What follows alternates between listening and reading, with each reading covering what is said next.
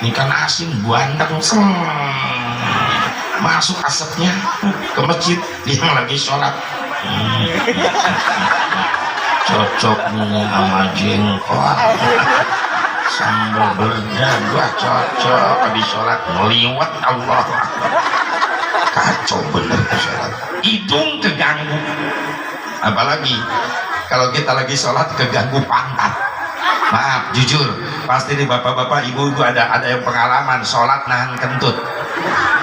Ayo jujur, dibatalin, sayang serokaat lagi nggak dibatalin, udah nyedek ke gerbang. Bagaimana ekspresi orang nahan kentut lagi sholat?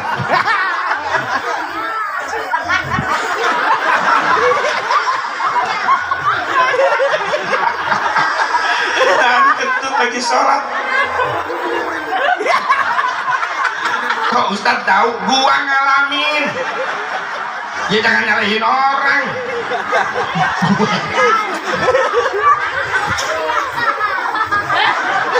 Dibatalin, sayang serokaat lagi. Lebih jago tuh anak muda lagi berjamaah sholat, imamnya engkong-engkong, lambat banget, metik tanpa gigi. Imamnya metik. Gerutu aja nih anak muda di belakang, lambat banget nih imam. Gua gak kuat pengen kentut. Ya imam gak tahu lu mau kentut, imam nyantai-nyantai aja. Ini anak muda di belakang serokaat lagi, bertahan bener-bener hebat. Nah ini kentut, Allahu Akbar, itu ruku ini pantat nyengsol, takut kebeledan, sujud nungging nilep tuh pantat. Jago tuh orang tuh nang kentut anak muda, begitu tahiyat duduk gerbek lagi. Ketika denger imam di depan assalam juga nembak, udah ngerusak sholat. Maulaya sholli wa sallim daiman abadan ala habibika khairil khalqi kullihim. Maulaya sholli wa sallim daiman abadan ala habibika khairil khalqi kullihim.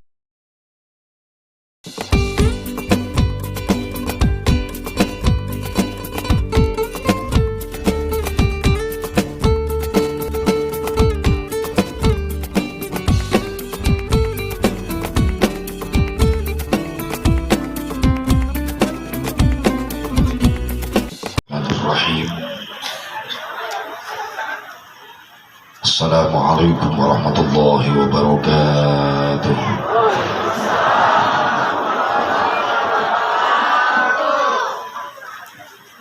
Alhamdulillahil wahidil qahhar al-azizil ghaffar. Wa sholli ala nuril anwar wa sirril asrar wa triyaqil aghyar wa miftahi babil yasar sayyidina wa maulana Muhammadil Mukhtar wa alihil athhar wa ashabihil ahyar adada ni'amillahi wa ifdhalihi. Ashhadu an la ilaha illallah wahdahu la syarika lah wa ashhadu anna sayyidana Muhammadan abduhu wa rasuluhu la nabiyya ba'dah. Qala Allah ta'ala fi kitabihil karim, a'udzu billahi minasy syaithanir rajim. Bismillahirrahmanirrahim. Qad aflaha man tazakka wa dzakara isma rabbih fasalla. Wa qala an-nabiy sallallahu alaihi wasallam, man ahya sunnati inda fasadi ummati falahu mithlu ajri syahidin. Wa qala Syekh Tajuddin As-Subki, wa syukrul mun'imi wajibun bisyar'i.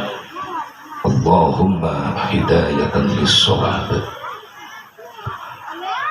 Pengatur waktu, penata acara yang saya hormati, wabil khusus segenap para panitia penyelenggara peringatan haul Tuan Syekh Abdul Qadir Jailani Qaddasallahu sirrahul aziz, keluarga besar jamaah Majelis Al-Istiqlaliyah, keluarga besar masyarakat Kampung Setu, Kelurahan Cilangkap, yang alhamdulillah dengan izin Allah hakikatnya wasilah sababiyah ada proses acara ini bisa terlaksana karena ada proses, nggak ujuk-ujuk. Apa proses dari para panitia? Ada perjuangan, ada pengorbanan. Udah lama Al-Mukarram Khairuddin menghubungi kami untuk menentukan tanggal pengajian, meskipun jauh-jauh ke Cikampek, macet lagi, nggak disuguhin makan, soalnya nggak ada panitianya pada waktu itu, nggak ada seksi konsumsi, nggak ada. Udah setahun lebih. Ini perjuangan, disusul pengorbanan. Apa pengorbanannya? Harta, tenaga, pikiran. Harta dikorbanin. Ada tenda, ada panggung, sound system. Ini bukan milik panitia, bukan, punya orang lain. Kok dipasang di sini? Karena dibayar, pakai harta panitia. Tenaga dikorbanin, jemaah ikut bebenah supaya nyaman di tempat dipakai ngaji. Bahkan sampai ada yang ikut begadang malam, menjemput meskipun salah sasaran, gara-gara Google Map-nya ngaco itu Google. Kebetulan semalam habis ceramah di daerah Cisalopa, Bogor, langsung nginep di sini. Malam ini langsung ke Ciawi malam ini. Gak apa-apa meskipun gak ada yang nanyain. Ya barangkali mau tahu, habis dari sini saya ke Ciawi. Malam besok langsung ke daerah Bandung, Cibaduyut. Biarin gak ada yang nanyain juga. Ya, malam Selasa, malam Rabu, malam Kamis, Brunei Darussalam. Kalau ada yang ngundang, kalau kagak ada ya udah molor di rumah. Apaan ke Brunei, nggak ada yang kenal, ada nyasar di sana. Alhamdulillah, ini ada perjuangan, ada pengorbanan, harta dikorbankan, tenaga dikorbankan, pikiran dikorbankan. Takut Asep Mubarak nggak datang. Ya kalau Asep Mubarak nggak datang, Ustaz Khairuddin yang digebukin. Ngomong ngondak Asep Mubarak datang kagak. Makanya saya begitu nyampe malam, seneng banget, girang dia. Girang sampai ninggalin saya, dia molor. Saya ngadang sampai subuh, liciknya panitia. Jadi kata Ustaz Khairuddin, nggak ada lagi nih mau balik, jemaahnya belum hadir, mau balik udah datang duluan. Berarti ya inilah mau balik ke Jajaden ini. Udah datang duluan, nginep lagi, repotin lagi. Ini pengorbanan, takut Asep Mubarak nggak datang, takut nggak jadi nih acara. Ya kan imbasnya trauma nih tahun belakang kemarin. Pramu Bali berbangkrut semua gara-gara corona lahir itu. Panitia ngebatalin semuanya. Karena imbasnya Kiai mau balik, nggak boleh kemana-mana, cukup di rumah saja. Di rumah doang, gua makan apa? Nggak ada yang ngegaji. Raja Abad dibatalin semua, nggak diizinin. Ngarep-ngarep yang mati nggak ada. Ya barangkali ada tahlilan lumayan juga. Iya, ada yang mati nggak boleh ditahlilkan karena mengundang kerumunan. Gagal lagi. Masya Allah. Habis corona lahir adeknya di Afrika, lahirnya si Omikron. Tuh si Omikron tuh genek gitu.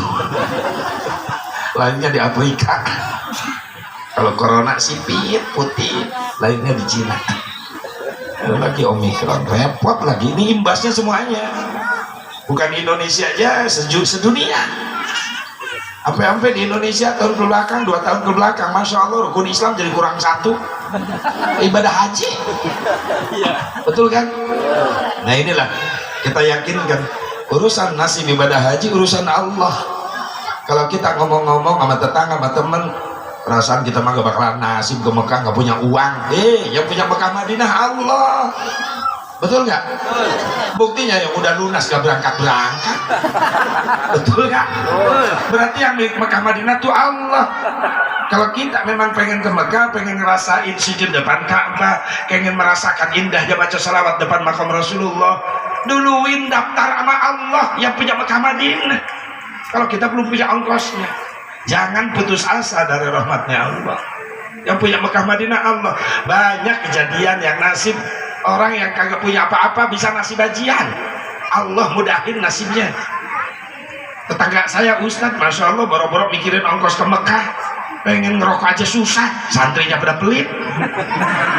Di Cikampek begitu Bu, santri-santri pada pelit sama kiai. Kalau di sini, ya awalnya dari sini kan.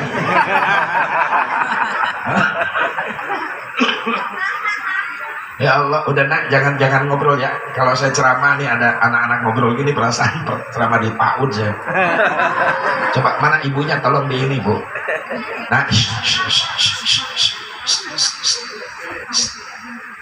jangan ngobrol ya. Nih, lagi nasihan emak lu nih. Diam, jangan ngobrol. Ya, udah ya, jangan ngobrol ya. Percis emaknya. Bu, yang punya Mekah Madinah siapa? Daftarin dulu sama yang punya siapa? Allah. Kapan daftarnya? Tiap habis sholat, angkatin tangan, minta sama Allah. Kalau kita ditanya butuh nggak hidupnya sama Allah, butuh. Minta aja kagak pernah sama Allah. Kalau mama zaman dulu, bapak zaman dulu, assalamualaikum, tasbih yang dipegang. Nah sekarang remote sama HP. Betul nggak? Kerjaan siapa tuh? Nengok sono kemari, liatin suaminya, mungkin nyari suami, itu pekerjaan suaminya. Ya Allah, kalau butuh sama Allah, rajin minta sama Allah. Kenapa? Karena Allah gak pernah bosan diminta sama kita. Justru sebaliknya kita yang bosan minta. Wirid numpuk tiap kiai dimintain wirid. Dibaca makanya. Ukur tas wiridan numpuk aja di tas. Kalau bapak-bapak nyelip di dompet, sampai hilang hurufnya. Ya kagak pernah dibuka-buka, boro-boro dibaca. Sekali butuh bacaan, dibuka tuh wirid, hilang hurufnya. Harusnya marojak tanah, marojak celana. Ya Allah, minta sama Allah. Kalau memang sadar kita hidup butuh sama Allah, rajin minta sama Allah. Sampai Ustadz teman saya nasib alhamdulillah, meskipun syariatnya ya diongkosin sama dermawan, tapi kan hakikatnya nasibnya yang mahal itu. Betul nggak? Cuma ya orang yang iri ada aja. Pulang dari Mekah tuh Ustadz diledekin tuh, Haji Kosasi, kenapa ongkosnya dikasih? Ada aja orang usil. Kalau yang ono Haji Mansur sih kan alamannya digusur kelebaran jalan. Usil banget tuh orang. Kalau yang sebelah sono Haji Wahyu sebenarnya sawahnya payu. Orang yang ngejual sawah lu yang repot kenapa sih? Yang sono Haji Tower aja. Haji Tower. Maksudnya apa? Nah dia mah gaji berangkat ke Mekahnya hasil ngejual itu apa kebun dibeli sama Telkom dibikin tower uang biar pakai ke Mekah berarti Haji Tower. Astagfirullahaladzim. Saya nggak habis pikir sama orang begituan usil. Gimana kalau ada orang nasib bisa ke Mekah, ongkosnya hasil syariat dari dia jualan apa? Pupuk kandang. Dikumpulin sampai bisa ke Mekah. Masa pulang dari Mekah jadi haji tai? Jangan begitu sama orang. Coba belajar apa? Ikut bahagia dengan kebahagiaan orang lain. Orang lain bahagia, kita ikut bahagia. Siapa tahu keberkahan orang ini selanjutnya berpihak sama kita. Bukan amin, amal. Amin kenceng, lu sifat masih begitu. Amin. Kelakuan masih begitu. Orang maju, lu yang nyengir. Ada yang begitu ada. Berarti yang amin kenceng tadi. Ibu bapak hadirin hadirat rahimakumullah, hadani Allah wa iyyakum ajmain. Apapun yang dikorbankan oleh para panitia, baik harta, tenaga, pikiran buat acara ini, insyaallah menjadi ladang amal soleh, menjadi nilai sedekah. Kalau diniatin sodakoh, insya Allah bakal jadi umpan. Allah datangkan rezeki yang lainnya. Nabi nggak pernah bohong. Mana kosomadun min sodakatin bal yazdad bal yazdad bal yazdad. Apa yang kau sedekahkan di jalan Allah, harta kalian, maka itu harta bukan hilang, justru bakal ditambah sama Allah. Bahkan mudah-mudahan disedekah ibu bapak jemaah semuanya untuk pengajian siang hari ini, buat ibadah siang hari ini, insya Allah menjadi sebab apa yang ibu bapak cita-citakan belum terkabul, insya Allah dikabulkan oleh Allah. Amin. Rasulullah juga yang mengatakan, yang bersabda, man arada ayyaqdiya hajatahu fal yuqaddim hadiyataha.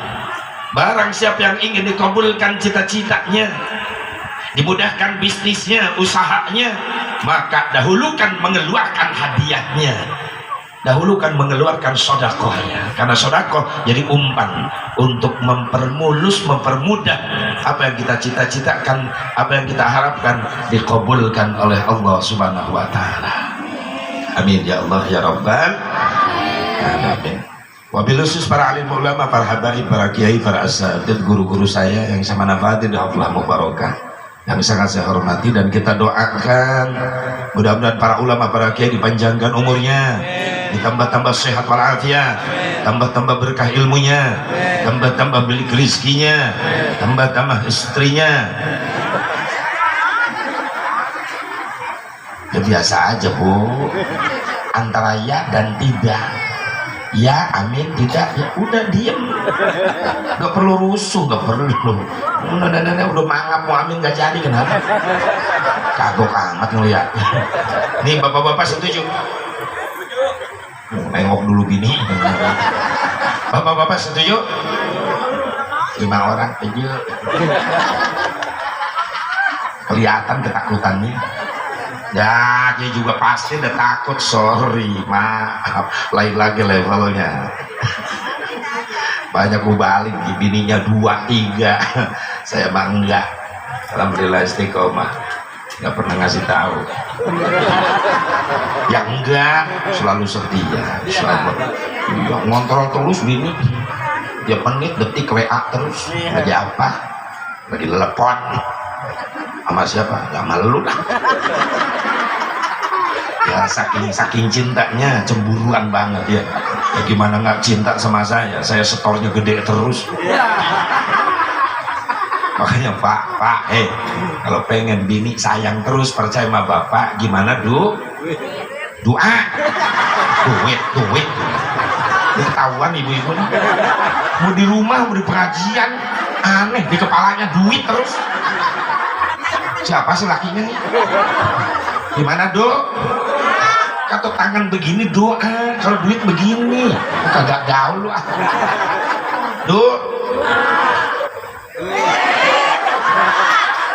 Berarti dua-duanya butuh doa, butuh duit. Kata ibu-ibu jangan munafik, Stan. Kita manusia biasa nih dunia, butuh duit buat bekal ibadah. Betul. Nabi yang nyuruh thalabul halal fariidatun ba'da fariidah. Carilah uang yang halal setelah mengerjakan yang wajib. Carilah uang yang halal untuk mengerjakan wajib. Ibu wajib nutup aurat, nggak mungkin bikin kerudung sendiri, busana muslimah sendiri. Ini kan yang bikin orang lain. Ibu yang pakai, karena pakai apa? Butuh duit. Makanya kalau sama Ustadz makian jangan ngecap loh, Ustadz matre, Ustadz mata duitan. Ustadz juga manusia, butuh duit. Udah salah lagi. Lihat tangan, butuh aman. Nah gitu komplit dong. Bu mau kemana Bu? Oh iya. Nanti sering-sering ngaji bawa anak. Hati-hati di jalan. Ya kasihan. Yang lain mau ikut pulang ayo. Enggak? Ya udah. Kalau bisa pulang semuanya lah. Gue nggak capek. Amplop udah dirapet. Bu, butuh doa.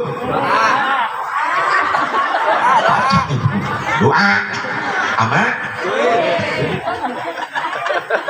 normal, saya juga manusia, makanya jauh-jauh dari Cikampek ke Tapos, ke Cilangkap, daripada diem di rumah. Bener, pusing kepala di rumah, mikirin banyak. Ulang-ulang, utang baru ketemu udah mitnah. Tahu dari mana gue banyak utang? Enak aja lu mitnah, ulang-ulang utang. Makanya saya berangkat ke sini, mudah-mudahan di sini dapat doa. Astagfirullahaladzim, ini orang rajin mitnah di sini ya. Insya Allah di bubar pengajian ibu bapak bawa ilmu, saya pulang bawa amal, amplop. Tapi lu pulangan kesini aja dah.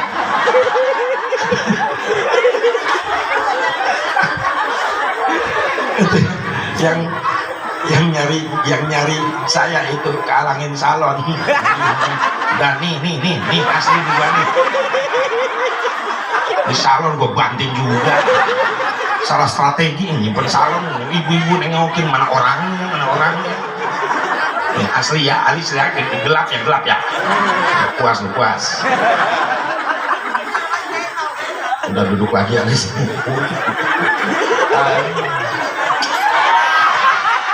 Nenek tahu. Ya Allah ya Rabb. Ibu bapak dari hadirin rahimakumullah, udah doain para ulama, para habaib, para kiai panjang umur, sehat walafiat, ditambah berkah ilmunya, mudah rezekinya, dikasih turunan yang soleh dan solehah yang mampu melanjutkan perjuangannya. Aparatur pemerintah setempat baik sipil, TNI, Polri yang saya hormati dan insya Allah dijadikan pemimpin yang amanah. Pada salam ihtiram, marilah kita bersama-sama menjadikan puji syukur kehadirat Allah Subhanahu wa Ta'ala. Shalawat beserta salam semua tetap Allah curahkan selama-lamanya dari junjungan Nabi besar Muhammad sallallahu alaihi wa alihi wasallam, kepada keluarganya, para sahabatnya, para tabi'in atau tabi'in, para ulama-ulama salihin, juga para pengikutnya, khusus kita yang hadir pada siang hari ini. Mudah-mudahan kita mendapatkan syafaatul uzmanya Nabi Muhammad sallallahu alaihi wa alihi wasallam. Hadirin hadirat hadanillahu wa iyyakum ajmain. Untunglah kita menjadi umatnya Nabi Muhammad. Kenapa? Karena umat Nabi Muhammad, umat Islam adalah umat yang paling mulia di hadapan Allah dibandingkan dengan umat yang lain. Timbul pertanyaan, apa yang membuat kita umat Islam jadi mulia di hadapan Allah dibanding dengan umat yang lain? Apa kita umat Islam mulia gara-gara kita umat Islam ada sholat 5 waktu, umat yang lain nggak ada sholat 5 waktu? Apa kita umat Islam jadi mulia di hadapan Allah gara-gara ada puasa Ramadan, umat yang lain nggak ada puasa Ramadan? Apa kita mulia di hadapan Allah gara-gara ada haji umrah, sementara umat yang lain nggak ada haji umrah? Ayo kita telusuri bareng-bareng, teliti, telaah. Kalau dinilai kemuliaan kita di hadapan Allah gara-gara sholat kita, maaf, untuk saya Mubarak pribadi mengakui kualitas ibadah sholatnya belum ada apa-apanya. Boro-boro nyampe khusyuk tumaninah aja kagak bisa. Kalau ngandelin sholat kita, bukannya kita suudzon sama Allah, bukan kita jelek sangka sama Allah, kita sadar diri kualitas sholat kita masih jauh dibandingkan dengan sholatnya Rasulullah Sallallahu Alaihi Wasallam. Belum ada apa-apanya. Tapi meskipun begitu, mudah-mudahan kekurangan ibadah sholat kita diampuni oleh Allah Subhanahu Wa Taala. Boro-boro nyampe khusyuk tumaninah aja kagak bisa. Jujur, betul nggak? Ketika takbir pertama Allah sampai merem-merem pengen khusyuk, begitu mata kita bukan ngeliatin tempat sujud. Maaf bapak-bapak, kalau berjamaah pasti nengokin sarung orang di depan.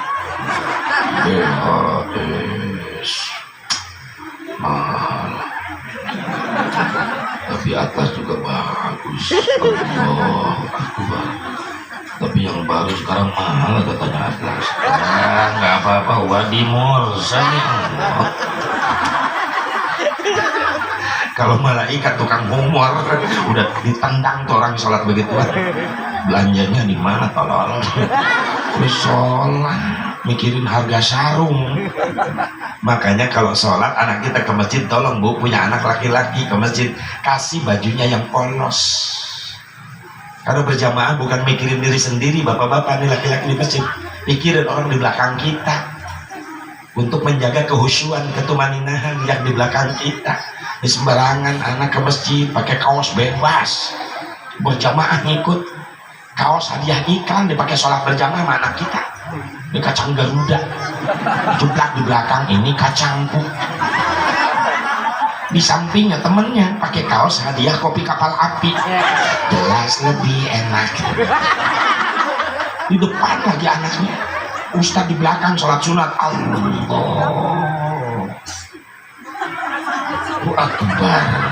Begitu mata melek, lihat di depan kaos anak-anak itu, ini kacangku. Di sampingnya jelas lebih enak. Ustadz jadi mikir, bukan khusyuk, ini kacang apaan yang enak.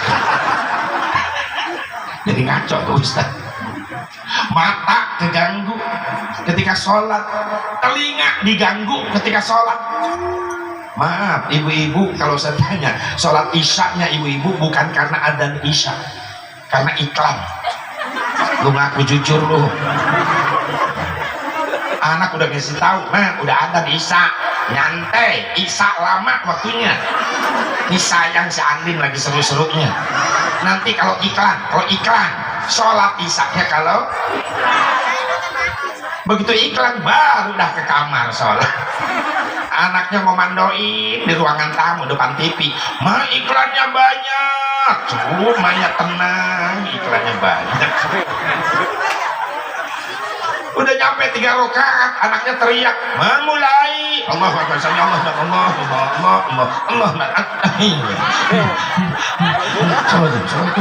loncat langsung.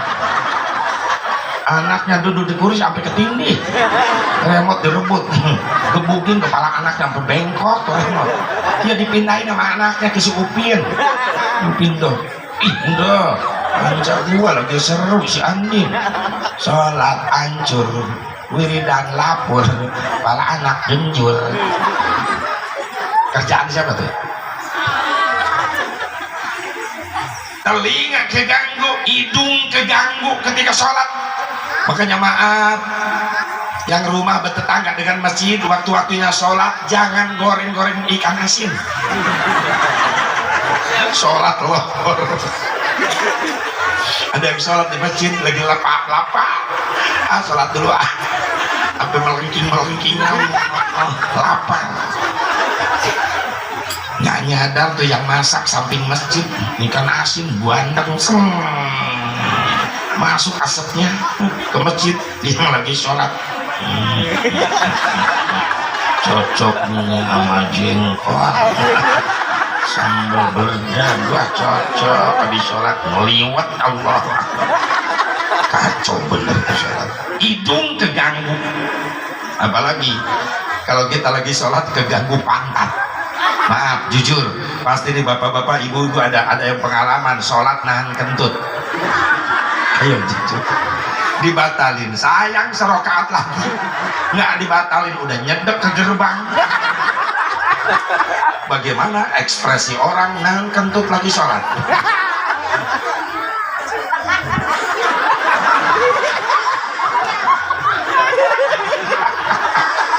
Nahan kentut lagi sholat. Kok Ustadz tahu? Gua ngalamin. Ya jangan nyalahin orang.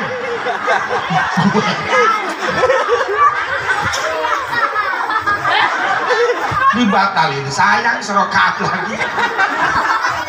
Tapi jago tuh anak muda lagi berjamaah sholat, imamnya engkong-engkong, lambat banget, metik tanpa gigi. Imamnya metik. Gerutu aja nih anak muda di belakang, lambat banget nih imam. Gak usah kuat pengen kentut.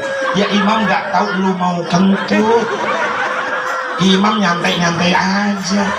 Ini anak muda di belakang serokaat lagi, bertahan bener-bener hebat. Nah ini kentut, Allahu Akbar, itu ruku, ini pantat nyengsol, takut kebeledan, sujud nungging, nilep tuh pantat. Jago tuh orang tuh nang kentut anak muda, begitu tahiyat duduk gerbek lagi. Ketika denger imam di depan assalam juga nembak, udah ngerusak sholat. Masya Allah. Jujur kalau kita hitung kemuliaan kita diukur dari sholat kita, maaf bu, masih jauh dari khusyuk, betul nggak? Tumaninah aja gak bisa. Belum pernah kita ngerasain sholat nangis. Paling orang di Mekah, ibu bapak lagi umroh lagi haji pernah ngerasain.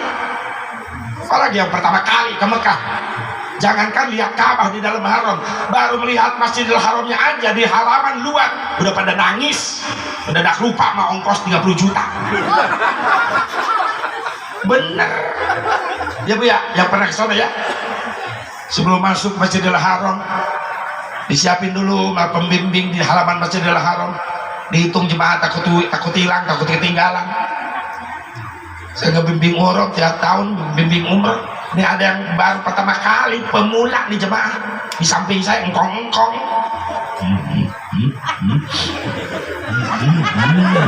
Gua kira wiridan. Dilihat tuh mewek di singkong. Ada pangkong. Banyak dosa. Ih, gua juga banyak. Sombong. Ya, apa? Masjid Haramnya di mana? Ini depan. Dia kira hotel. Ini Masjid Haram. Ka'bahnya di mana? Di dalam. Masih ada? Ya ada lah, masa hilang. Ada, tenang. Bentar lagi maghrib. Adzan bentar lagi kita masuk dalam haram, supaya kita sholat di dalam Masjidil Haram bisa liatin Ka'bah dulu. Ayo siap-siap, talbiyah sunat, masuk. Labbaik Allahumma labbaik. Masuk masjid, nangis lagi lihat Ka'bah. Biasanya nengok di foto di TV ini ada di depan. Nah. Lu pingsan, gua yang repot. Lebih ngebimbing TK saya. Emang dia juga TK, taman kada luar saja. Dia berhenti nangis pagi besok adzan maghrib. Allahu Akbar, Allahu Akbar. Begitu adzan Masjidil Haram, berhenti dan nangis. Udah gua kaget. Dulu tadi nangis, sekarang berhenti. Ada apa Kom? Ada apa? RCTI. Dia sering dengar adzan begituan di rumahnya maghrib di RCTI. Niko, yang ini mah asli Mekah. RCTI juga dapat ngerekam dari sini. Untung gua nggak jawab oke. Masya Allah. Habis adzan iqamah, Allahu Akbar, Allahu Akbar, asyhadu an la ilaha illallah, asyhadu anna Muhammadar Rasulullah, hayya 'alas salati, hayya 'alal falah, qad qamatis salatu, qad qamatis salah, Allahu Akbar, Allahu Akbar, la ilaha illallah. Imam mulai kedengeran suaranya di depan. Wa tadilu sufufakum, luruskan saf. Allahu Akbar. Bilal ngikutin dari belakangnya. Allahu Akbar. Enak. Mendengar suara imam sampai lupa mau ongkos. Nyetrum. Emang Islam indahnya begitu. Islam tuh ada seni. Seni apa? Seni qiraat. Betul nggak? Kalau nggak ada seni, nah adzan gimana? Lurus. preman insaf adzan belum dilatih apa-apa udah adzan, teriak-teriak subuh, Allahu Akbar, Allahu Akbar. Ini orang pada bangun tidur bawa ke masjid, ada seni. Bismillahirrahmanirrahim. Alhamdulillahi Rabbil Alamin, Ar-Rahmanir Rahim, Maliki Yaumiddin. Enak, nikmat. Makanya orang ke Mekah haji umroh, ongkosnya mahal, resikonya nyawa, capek, tapi aneh, kagak ada yang kapok. Pulang dari sono pengen ke sono lagi. Kenapa? Ada kenikmatan batin yang gak mampu dibayar dengan nilai 30 juta. Sehingga pulang dari Mekah itu terasa indahnya sholat di sana. Apalagi yang belum nasib. Mudah-mudahan dengan karomatul Syaikhul Qadir Jailani qaddasallahu sirruhu haji, saya yakin yang ada di sini adalah pecinta-pecinta wali-wali Allah, bisa nasib berangkat ke sana. Amin. Ya Allah ya Rabban. Pengen ke sana Bu? Pengen? Yang belum? Pengen gak? Udah daftarnya belum? Siapa yang mau bawa? Ya daftar duluan sama Allah yang punya Mekah Madinah. Ini pada nasib semuanya. Amin. Yang udah bisa berangkat lagi ke sono karena rindu. Apalagi yang belum, insya Allah bisa merasakan nikmatnya sujud di depan Ka'bah, bisa merasakan nikmatnya baca sholawat di depan makbarah Rasulullah Sallallahu Alaihi Wasallam. Diukur sama sholat kita masih jauh kualitasnya. Mungkin mulia kita di hadapan Allah dibanding dengan umat yang lain gara-gara puasa Ramadan kita. Maaf, kualitas puasa Ramadan kita masih jauh. Baru-baru nyampe kualitas khusus, nyampe puasa khusus aja belum bisa. Kita mah puasa Ramadan kualitasnya cuma kualitas puasa umum. Apa puasa umum? Baru mampu nahan lapar haus doang. Mata kagak ikut puasa, bibir gak ikut puasa. Ngabuburit nungguin maghrib, bukannya tadarus tuh bibir ngegosip aja. Kok besok mah ngabuburit lagi cepat, nggak terasa maghrib. Lagian ceritanya belum beres. Cerita apa? Biasa tetangga sebelah. Masya Allah, tidak hilang semuanya. Betul? Mungkin gara-gara haji umroh masih jauh. Pulang dari Mekah kita Pak Haji cuma dapat peci putih doang. Ngerasain nikmatnya sholat di sana sampai nangis Pak Haji waktu di Mekah doang. Pulang dari Mekah tuh Haji, Bu Haji nyampe ke Cilangkap, ke Setu, sholatnya Pak Haji di sini Bu Haji gak nangis lagi. Betul? Timbul pertanyaan, kemana air matamu Ji? Udah hilang semuanya di sana. Baca sholawat nangis di situ. Kita ke Raudhah Madinah Al-Munawwarah, masuk dari Babus Salam pengen ziarah ke Rasulullah ke Raudhah, baru ngucapin kalimat Assalamu alayka ya Rasulullah, nangis malu sama Rasulullah. Pulang dari Mekah tuh haji baca sholawat di Setu gak nangis lagi. Kemana air matamu Ji? Habis di Madinah. Makanya pengen ke sono lagi. Mudah-mudahan bisa nasib lagi. Cepat normal lagi di Indonesia, amin. Ya ribet lah gara-gara yang beginian diteguran dunia nih. Bukan Indonesia saja, sedunia. Mekah Madinah kena imbasnya. Betul nggak?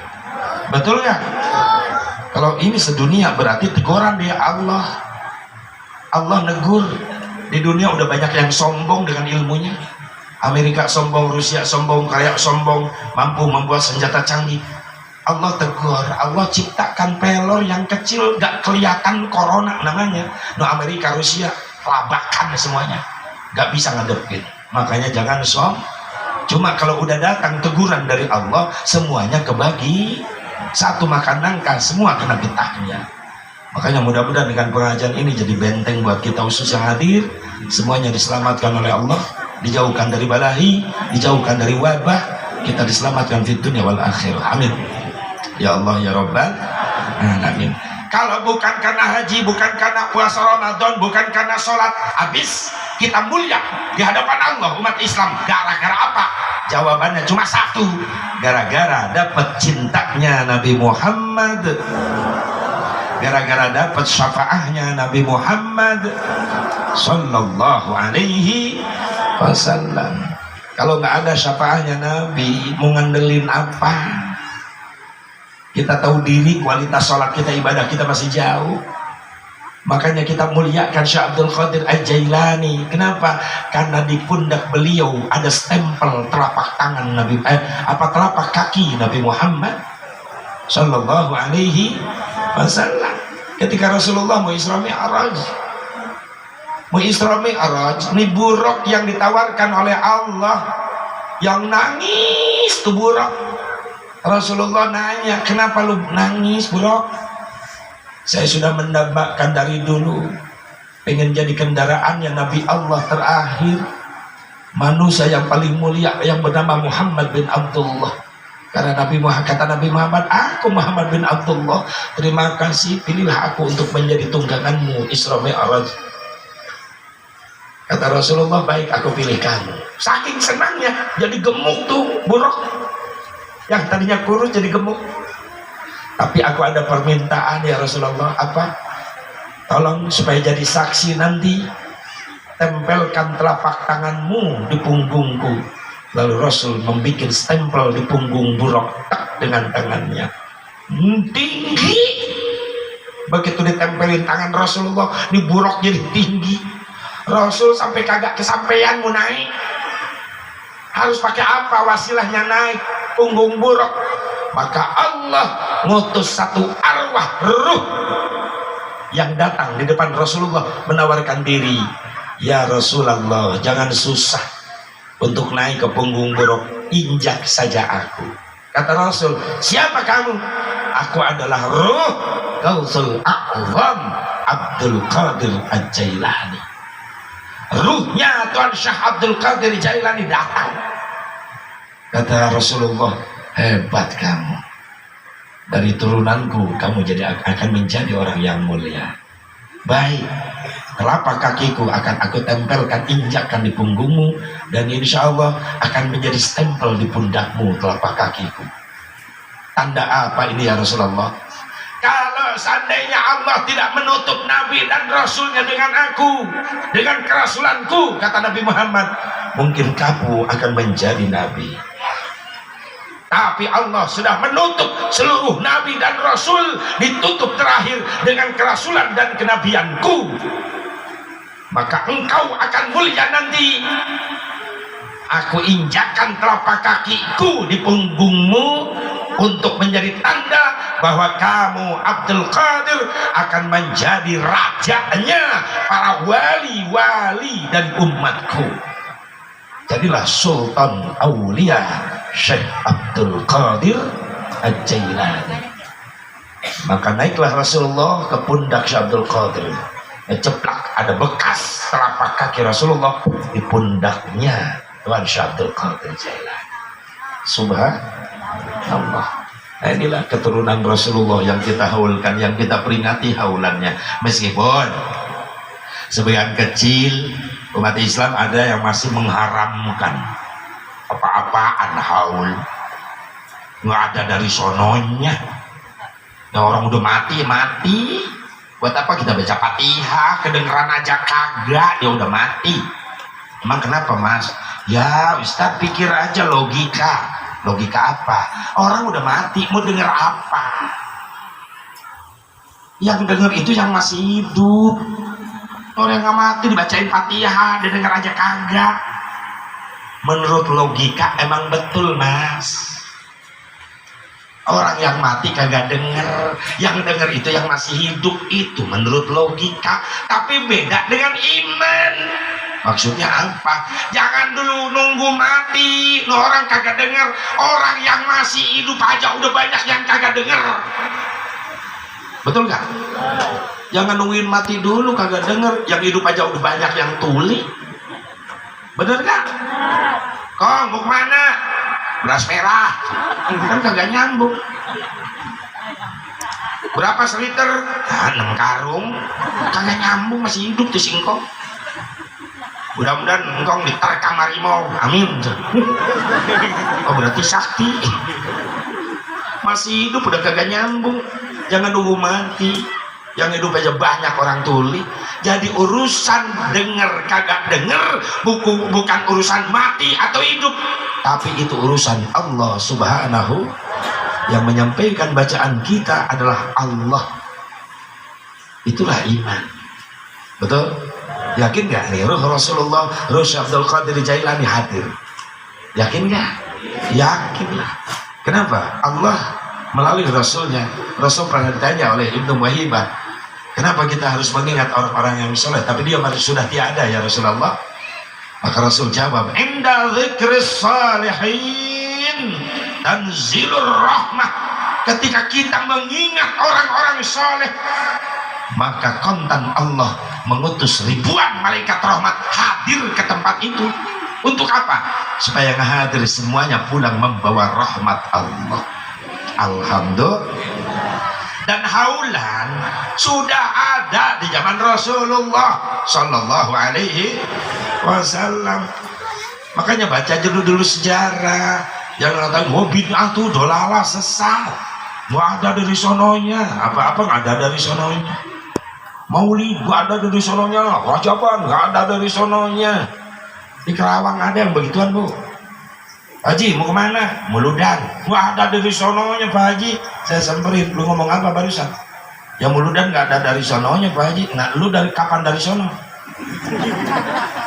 Maksudnya apa Pak Haji? Ya lu maksudnya tadi apa? Iya Pak Haji, Muludan nggak ada dari sononya. Begitu. Ya sekarang gua tanya, lu kapan ke sono? Ketemu sama siapa lu di sono? Bawa apa lu dari sono? Kapan lu mau ke sono lagi? Makin pusing orang gitu. Kok Pak Haji jadi gitu? Soalnya lu begitu. Kalau nggak mau digitu-gitunya, lu jangan begitu. Nah, begitu.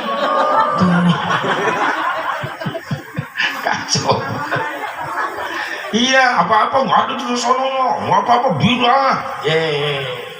Baca sejarah. Riwayat Ibnu Abbas radhiyallahu anhu, kata Ibnu Abbas, kana Rasulullah SAW ya'ti kubur syuhada inda ra'sil haul fayaqulu assalamu alaikum bima sabartum fa ni'ma ukhbad dar. Qala wa kana Abu Bakar Umar Utsman yaf'aluna dzalik. Hampir setahun sekali Rasulullah menghaulkan para syuhada Uhud. Rasulullah itu setahun sekali harus ke Uhud. Kenapa? Menghaulkan. Begitu nyampe ke makom Uhud, dan kebetulan di Uhud juga ada makom pamannya, yaitu Sayyidina Hamzah radhiyallahu anhu. Maka Rasul sampai ke makom Uhud mengucapkan kalimat assalamualaikum bima sabartum fa ni'ma ukhbad dar. Keselamatan buat kalian semuanya, hasil dari kesabaran kalian. Sekarang kalian ditempatkan oleh Allah di tempat yang penuh dengan kenikmatan. Ibnu Wahibah nanya, ya Rasulullah, ada manfaatnya buat kita datang ke sini? Ada. Kalian tahu? Ya Rasulullah, ini makomnya siapa? Orang-orang soleh ya Rasulullah, yang siap mengorbanin jiwa raganya demi cintanya kepada Allah dan kepada Rasulnya, yaitu engkau. Berarti orang soleh yang ada di makom ini. Iya ya Rasulullah. Maka Rasul gesin, inda dzikris salihin tanzilur rahmah. Ketika kita mengenang orang-orang soleh, maka kita mendapatkan rahmat. Alhamdulillah.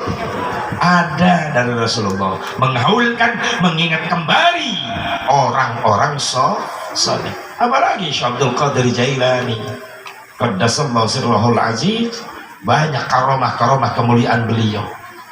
Dan alhamdulillah sekarang cucu cicit beliau sudah menyebar ke Indonesia datang. Ada yang dari Palestina, ada yang dari Libanon. Kebetulan saya juga keberkahan di bulan-bulan kemarin, gak ngimpi-ngimpi, nggak ada undangan apa-apa. Kebetulan beliau cicitnya Syekh Abdul Qadir Jailani Al-Hazani lagi keliling Indonesia, yang bernama Syekh Ahmad Rauhi Ad-Duhaibi Ad-Jailani, mampir ke rumah saya. Beliau mau ke Cirebon, kebetulan yang di Cirebon membatalkan, ngontak saya melalui murtajimnya, melalui penerjemahnya. Ya ada di rumah. Ada Ustaz, ini Syekh mau ke sana. Oh iya silakan. Ke rumah, sampai nginep di rumah saya. Syekh Rauhi Ad-Duhaibi Ad-Jailani. Itu beliau keliling Indonesia. Kenapa? Menurut beliau, saya mimpi waktu di rumah saya di Libanon, karena ada beliau, saya mimpi kenapa? Dalam impian saya itu kakek saya datang, Syekh Abdul Qadir Al-Jailani. Dalam mimpi itu saya melihat satu padang rumput yang begitu indah, banyak pepohonan, hijau, subur. Tapi lama-lama itu jadi hilang rumput hijau dan pohon-pohonan kebakar semua. Kakek saya datang. Saya nangis itu, dalam mimpi nangis melihat itu tempat yang tadinya indah kok jadi kacau balau begini. Kakek saya datang dalam impiannya. Saya tanya, kakek datang mau apa? Justru kata Syekh Abdul Qadir, aku mau nanya kamu, kenapa kamu nangis kakek? Saya mimpi melihat begitu indah, ada tempat hijau, rindang, subur, makmur, tapi sekejap itu hancur rerumputan dan pohon-pohonan. Itu daerah mana kakek? Kata Syekh Abdul Qadir, itu satu negara yang dimana di negara itu selalu dibacakan riwayat sejarah manakibku. Negara apa itu kakek? Itu namanya Indonesia. Ya, paling mayoritas yang selalu membacakan riwayat Syekh Abdul Qadir Jailani di Indonesia, mayoritas. Boleh aku ke sana, kamu datang ke sana. Nanti yang lain pun akan mengikuti ke sana. Karena di sana adalah orang-orang yang dekat dengan aku. Ketika nanti di yaumil mahsyar, mereka ada di hadapanku nanti. Makanya pantas di Indonesia banyak majelis manaqib, majelis thariqah. Ternyata sudah dimimpikan oleh cucunya. Dan penasaran, beliau pun datang ke Indonesia. Ternyata sesuai dengan mimpinya, apa yang dilihat, Indonesia begitu indah. Pertama kali dia datang ke Jawa. Subhanallah, ini negara kita ini, subhanallah. Syekh Abdul Qadir aja memimpikan, sudah tahu Indonesia. Rasulullah pun begitu. Ketika Hadratus Syekh Al-Maghfurlah Mbah Hashim Asy'ari pesantren di Makkah, dia punya adik kelas pesantrennya bernama Dzurriyyah Rasulullah, bernama Ali Habib Husain Al-Jufri.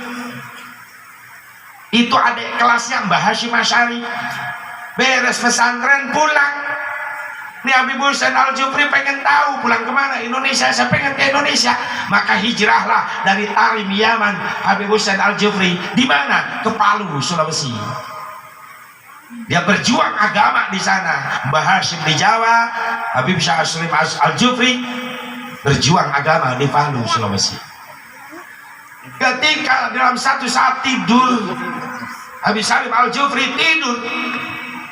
Dalam tidurnya datanglah Rasulullah dalam mimpinya.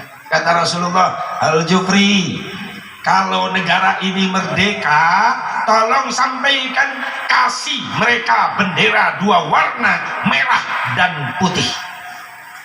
Lalu Habib Salim Al-Jufri menghubungi Mbah Hashim Asy'ari. Mbah Hashim Asy'ari, aku mimpi apa? Rasul datang kepadaku dalam mimpiku. Ada amanat apa? Ada pesan apa? Kalau negara ini merdeka, tolong kasih bendera dua warna, merah dan putih. Maka kata Mbah Hashim Asy'ari, baik, itu ide bagus. Aku akan sampaikan kepada Bung Karno nanti ketika Muktamar NU kedua tahun 37. Maka pada Muktamar NU kedua tahun 37, pesan itu disampaikan kepada Bung Karno dan tidak ada tawar-menawar. Bung Karno langsung menerima merah putih adalah bendera kebangsaan kita. Pesan dari Rasulullah. Makanya wajar di Indonesia banyak duriah Nabi, betul? Karena Indonesia nggak bisa dijauhkan dari habaib. Indonesia nggak bisa dijauhkan dari duriah Nabi. Kenapa? Banyak para habaib yang ikut mendirikan bangsa tercinta ini. Betul nggak? Yang merancang gambar Garuda aja itu kan duriah Nabi, cucu Nabi, Sayyid Hamid Al-Qadri. Itu perancang burung Garuda. Yang membuat Paskibra, pasukan pengibar bendera, Ketika Bung Karno mau memproklamasikan, nih siapa yang mengibarkan bendera, datanglah seorang TNI, Tentara Nasional Indonesia berpangkat sersan pada waktu itu, bernama H. Mutahar. Kata H. Mutahar, Bung, jangan susah-susah, saya sudah bikin pasukan pengibar bendera. Sampai sekarang Paskibra dipakai di istana. Siapa yang menciptakan Paskibra? Adalah Durriyah Nabi H. Mutahar, yang nama aslinya adalah Al-Habib Husain bin Ahmad bin Husain bin Ahmad bin Husain Al-Mutahhar, cucu Nabi. Cuma nggak dijelasin di situnya Habib Mutahhar, enggak, H. Mutahhar. Bahkan beliau menciptakan lagu kebangsaan kita 17 Agustus tahun 45. Siapa penciptanya? H. Mutahhar, Al-Habib Husain Al-Mutahhar. Makanya nggak bisa dijauhkan. Pantas Allah tidak hancurin Indonesia sekaligus. Kenapa?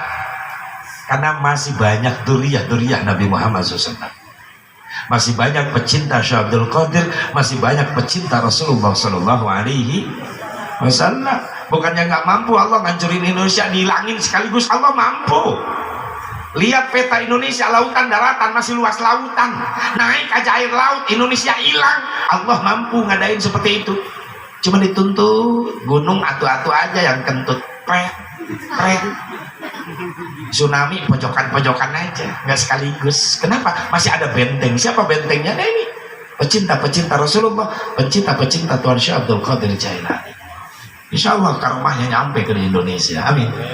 Karena selalu manakibnya dibaca di Indonesia. Alhamdulillah. Makanya umat Rasulullah itu selalu dibanggakan. Nabinya udah terkenal sebelum dilahirkan, umatnya pun ikut terkenal. Kita belum digelar ke dunia, udah banyak yang ngomongin umat akhir zaman. Kita udah disebut-sebut sama nabi-nabi yang lain. Maaf Bu, Pak. Nabi Nuh alaihissalam pernah dipuji sama umatnya, hebat kau Nabiullah Nuh. Hebat apaan? Ini kan di tengah padang pasir, tapi engkau membuat kapal laut begitu indah, begitu hebat. Tahu suatu saat akan menjadi lautan tempat ini. Hebat, punya ilmu teknologi dari mana kau bisa membuat kapal pesiar seperti ini? Kata Nabi Nuh, masih mulia umat akhir zaman, kata Nabi Nuh. Maksudnya apa? Ini ilmuku belum seberapa dibandingkan dengan ilmu umat Nabi akhir zaman. Emang ada lagi yang lebih canggih? Ada. Nanti ilmunya orang-orang umat Nabi akhir zaman. Ternyata betul. Nabi Nuh dari kayu bikin kapal laut. Nah kita umat akhir zaman dari besi, bisa pakai perang lagi. Betul? Lebih canggih ilmunya umat Nabi akhir zaman. Nabi Sulaiman dipuji sama umatnya, hebat kau Nabi Sulaiman. Hebat kenapa? Kau ngerti bahasa burung, bahkan bisa ngobrol sama burung. Kata Nabi Sulaiman, kecil dibandingkan dengan ilmu umat Nabi akhir zaman. Kita disebut lagi sama Nabi Sulaiman. Emang kenapa? Nanti ada orang-orang yang pandai berbicara dengan binatang-binatang, bahkan mampu melatih binatang-binatang bisa berbicara. Hebat tuh orang. Di mana? Kapan? Nanti umat Nabi akhir zaman. Nabi Sulaiman ngobrol. Nah umat Nabi akhir zaman kita bukan ngobrol, mampu ngelatih burung bisa ngomong. Beo, Assalamualaikum. Haji, ada kamu? Ngopi coy. Masa zaman Nabi Sulaiman ada coy?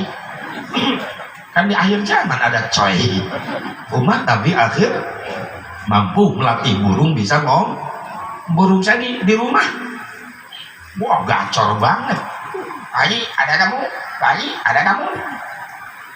Saya teriak di rumah, bawa berkat gak? Bawa. Ngerti tuh burung. Saya nengok keluar, nggak ada apa-apa, nggak ada siapa-siapa. Tengok ke samping rumah, tetangga lagi ngumpet begini. Haji, ada kamu. Haji, ada kamu. Oh, dikirain burung. Biasa tukang humor tuh tetangga. Saya juga mikir, burung saya burung pipit, bisa ngomong di mana? Depan ketipu semua. Ya jangan saya aja yang ditipu sama tetangga. Ya Allah, Nabi Isa dipuji sama umatnya ketika membangunkan orang mati dan orang mati hidup lagi, bisa ngobrol dengan Nabi Isa, ngobrol. Kata umatnya, hebat kau Nabi Allah Isa, kau bisa menghidupkan orang mati, bahkan ngobrol dengan orang mati. Bagaimana kata Nabi Isa? Ilmuku belum ada apa-apanya dibandingkan dengan ilmu umat Nabi akhir zaman. Ada lagi orang yang bisa menghidupkan mati lalu ngobrol? Ada. Siapa? Nanti umat Nabi akhir zaman. Siapa beliau? Tuan Syekh Abdul Qadir Jailani Qaddasallahu Rahul Aziz. Lebih canggih lagi ilmunya, karomahnya. Kalau Nabi Isa menghidupkan yang mati, qum biidznillah, bangunlah kau dengan izin Allah. Tapi Tuan Syekh Abdul Qadir lebih hebat, qum biidzni, hiduplah kamu dengan izinku. Syekh Abdul Qadir, bukan dengan izin Allah, dengan izinku. Kagak, lebih canggih. Ketiganya ada riwayat manaqib Tuan Syekh Abdul Qadir Jailani. Ada orang tua, ibu dan bapak nyantranin anaknya ke Tuan Syekh Abdul Qadir Jailani. Syekh, tolong terima anak saya jadi santri engkau di sini ya. Kata Syekh Abdul Qadir, baik, anak kalian saya terima jadi santri saya di sini. Tapi tolong jangan ditengok-tengok supaya betah nih anak.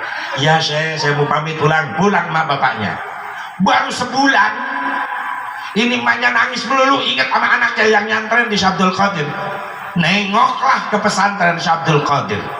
Begitu nyampe ke pesantren Syekh Abdul Qadir, dilihat Syekh Abdul Qadir lagi makan bareng sama santri-santrinya. Cuma kaget nih orang tua, lihat Syekh Abdul Qadir makan pakai daging ayam, sampai tulang belulang tuh ayam ada di depan Syekh Abdul Qadir, di depan Syekh Abdul Qadir. Sementara anaknya yang nyantren makannya dengan bubur kunyit, sampai kurus tuh anak. Ya nggak tega lah, namanya orang tua anaknya pesantren jadi kurus begini. Marah nih orang tuanya. Syekh, engkau gak adil. Kata Syekh Abdul Qadir, gak adil kenapa? Syekh, enak-enak makan dengan daging ayam sampai tulang belulang ada di depanmu, Syekh. Sementara anakku, santrimu di sini, anakku sampai kurus, pantes makannya dengan bubur kunyit. Kata Syekh Abdul Qadir, lantas harus gimana?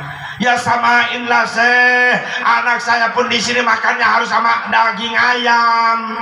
Kata Syekh Abdul Qadir, oh begitu. Jadi kalau saya makan dengan daging ayam, santri saya pun harus dengan daging ayam. Iya Syekh, itu namanya adil. Kata Syekh Abdul Qadir, baik. Anakmu nyantren di pesantren saya, makan tiap hari dengan daging ayam sama dengan saya, tapi syaratnya apa? Harus mampu menyamai ilmuku. Ilmu gimana Syekh? Nih lihat, nih tulang-tulang ayam dikepal dengan tangannya Syekh Abdul Qadir. Lalu Syekh Abdul Qadir mengucapkan kalimat qum biidzni, dilempar tuh tulang ayam jadi ayam lagi hidup. Tulang-tulang ayam jadi ayam lagi hidup. Itu karomahnya. Kalau saya punya ilmu begituan, proyek ayam, pabrik ayam bangkrut semua. Nah iya, muludan cukup satu aja ya. Mak Bu, itu tulangnya dikumpulin ya. Langsung ini hidup lagi, sembeli lagi, masak lagi, awet ayam satu. Coba udah niat sombong begitu nggak nyampe ilmu begitu. Syekh Abdul Qadir karomahnya subhan. Kalau Nabi Isa qum biidznillah, hiduplah kalian dengan izin Allah. Tapi Syekh Abdul Qadir Al-Jailani Qaddasallahu Sirrahul Aziz dengan kalimat qum biidzni, hiduplah kalian dengan izinku. Inilah prioritas utama. Ilmu diberikan oleh Allah kepada dzurriyyah Rasulullah SAW, yaitu Syekh Abdul Qadir Al-Jailani. Mudah-mudahan kita pecintanya dapat karomahnya, amin.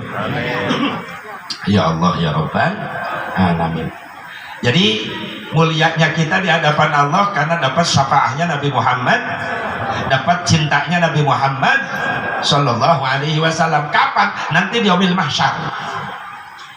Orang-orang pada ribut kesono kemari cari pertolongan di yaumil mahsyar nanti.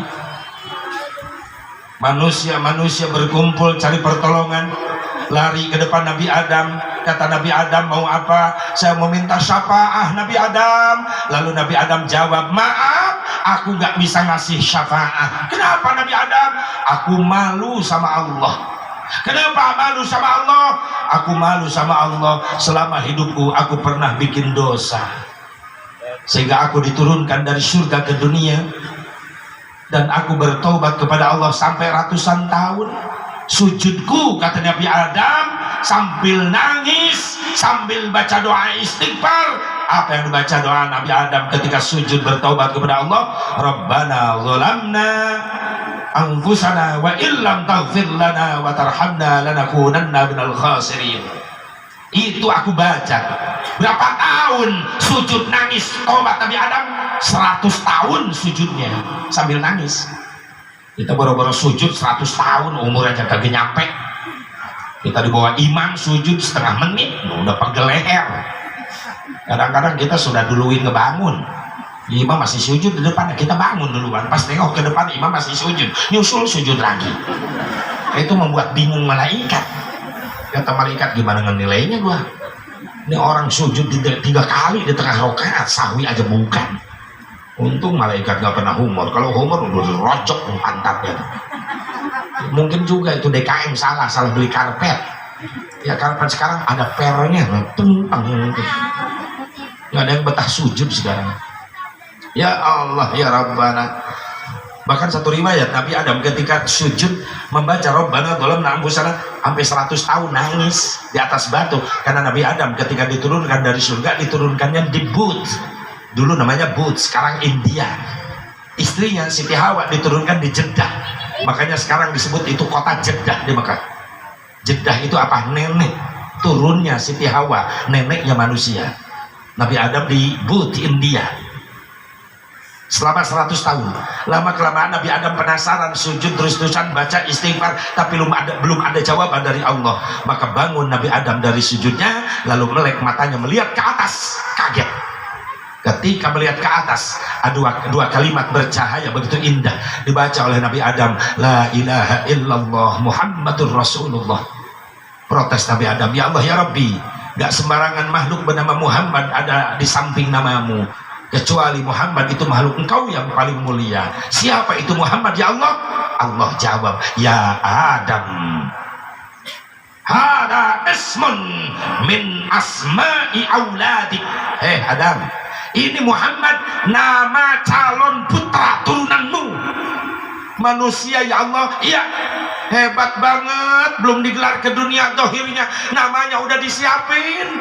Allah tegesin, Adam, ini Muhammad adalah manusia yang paling aku cintai. Lalu Allah nyuruh Nabi Adam, ya Adam, ud'uni bihaqqihi qad ghafartu lak walaula Muhammadin ma khalaqtuk. Adam, mintalah kepadaku dengan haknya Muhammad, maka aku ampunkan kesalahanmu. Karena kalau aku tidak menciptakan Muhammad, maka aku tidak akan menciptakanmu. Secara tidak langsung inilah asal muasal adanya perintah tawasul. Jadi yang nyuruh tawasul itu Allah. Yang pertama tawasul itu Nabi Adam. Bagaimana kata Nabi Adam tawasulnya? Ya Rabbi, inni atawassalu bihadzal walad antaghfirli hadzal walid. Ya Allah, aku bertawasul perantara putra turunanku yang bernama Muhammad, ampunkan aku bapaknya. Maka Allah terima tobat Nabi Adam setelah Nabi Adam menyebut-nyebut nama Nabi Muhammad. Berarti ada perintahnya kalau begitu tawasul. Ya ada, surah Al-Maidah, Al-Quran. Bismillahirrahmanirrahim. Ya ayyuhan ladina amanu attaqullah wabtaghu ilaihil wasilah Wallahu a'lam bimuradi. Orang-orang yang beriman bertakwalah kepada Allah dan minta sama Allah dengan wasilah. Siapa yang dimaksud di sana? Nabi Muhammad. Allahumma rabb hadhihi ad-da'wati at-tammah was-salatil ati sayyidina Muhammadanil wasilah. Kenapa jadi wasilah? Allah tidak akan menciptakan makhluknya kalau tidak terlebih dahulu Allah menciptakan nur Nabi Muhammad.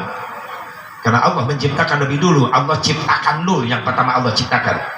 Ketika nur dicipta, Allah berfirman, ya nur, khalaqtuka wa sammaituka bi Muhammad. Hei cahaya, aku ciptakan kamu dan aku kasih nama kamu dengan nama Muhammad. Setelah nur Muhammad dicipta, barulah di situ Allah menciptakan aras, lauhil mahfud, kolam, dicipta dari nurnya Nabi Muhammad. Makanya namanya Muhammad, mim ha mim dal, Muhammad. Mim yang pertama adalah maujudul khalaiq bisababi, adanya seluruh makhluk sebab Allah mengadakan Nabi Muhammad sallallahu alaihi wasallam. Haknya Muhammad, hayatul khalaiq bisababi, hidupnya seluruh makhluk sebab Allah menghidupkan Nabi Muhammad sallallahu alaihi wasallam. Mimnya yang tengah Muhammad, mautul khalaiq bisababi, matinya seluruh makhluk sebab Allah mewafatkan Nabi Muhammad. Dalnya Muhammad, dukhulul abidil jannah bisababi, masuknya hamba Allah ke surga sebab Allah mempersilahkan Rasul yang masuk surga duluan. Mudah-mudahan kita pecinta wali Allah, pecinta Rasulullah ada di belakang yang ngikut nanti. Amin ya Allah ya Rabbal. Inilah untungnya kita jadi umat Nabi Muhammad. Maka kata Nabi Adam, jangan datang kepadaku, datangi Nabi Nuh. Maka manusia-manusia di yaumil mahsyar datang ke depan Nabi Nuh. Kata Nabi Nuh, ada apa? Meminta syafaat Nabi Nuh. Kata Nabi Nuh, maaf, aku tidak mampu memberikan syafaat karena aku malu sama Allah. Malu kenapa? Aku dikasih umur panjang ratusan tahun di dunia, tapi aku tidak bisa membawa umat Islam yang banyak. Bahkan aku malu sama Allah, anakku tidak masuk Islam. Kanan datangin Nabi Ibrahim, datang ke Nabi Ibrahim, ada apa? Minta syafaat Nabi Ibrahim. Kata Nabi Ibrahim, maaf, aku tidak bisa ngasih syafaat. Kenapa? Aku malu sama Allah. Kata Nabi Ibrahim, karena aku selama hidup pernah berbohong. Ayahku tukang pengrajin membuat patung-patung berhala. Ketika satu malam patung-patung yang kecil aku hancurkan semuanya, aku sisakan patung yang gede, lalu kampaknya aku gantungkan di patung yang gede. Pagi-pagi ayahku manggil, siapa yang ngancurin patung-patung Tuhan kita? Aku berbohong, ayah, yang ngancurin patung patung yang gede, kampaknya ada di tangannya. Berbohong aku, nggak gentle. Makanya malu sama Allah, pernah berbohong. Datangi Nabi Musa, semuanya orang ngadep Nabi Musa. Kata Nabi Musa, ada apa? Minta syafaat Nabi Musa. Kata Nabi Musa, maaf, aku nggak bisa ngasih syafaat. Kenapa? Aku malu sama Allah. Malu kenapa? Selama hidup aku pernah berbuat dosa. Dosa apa? Aku pernah membunuh utusan Fir'aun yang bernama Kipti. Aku bunuh.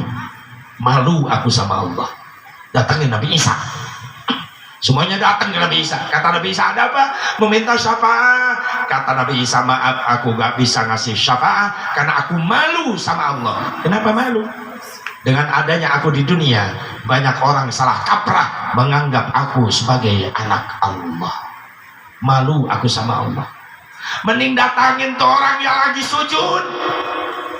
Siapa dia? Nabi Isa. Dia satu-satunya orang yang paling mulia, paling suci. Selama hidupnya belum pernah berbuat dosa. Siapa dia? Beliau adalah Nabi Muhammad sallallahu alaihi wasallam. Maka Allah bangunkan Rasulullah. Irfa ra'sak, bangun, angkat wajahmu. Lalu Rasul bangun menghadap Allah, minta izin sama Allah. Ya Allah ya Rabbi, izinkan aku untuk memberikan syafaat kepada umatku.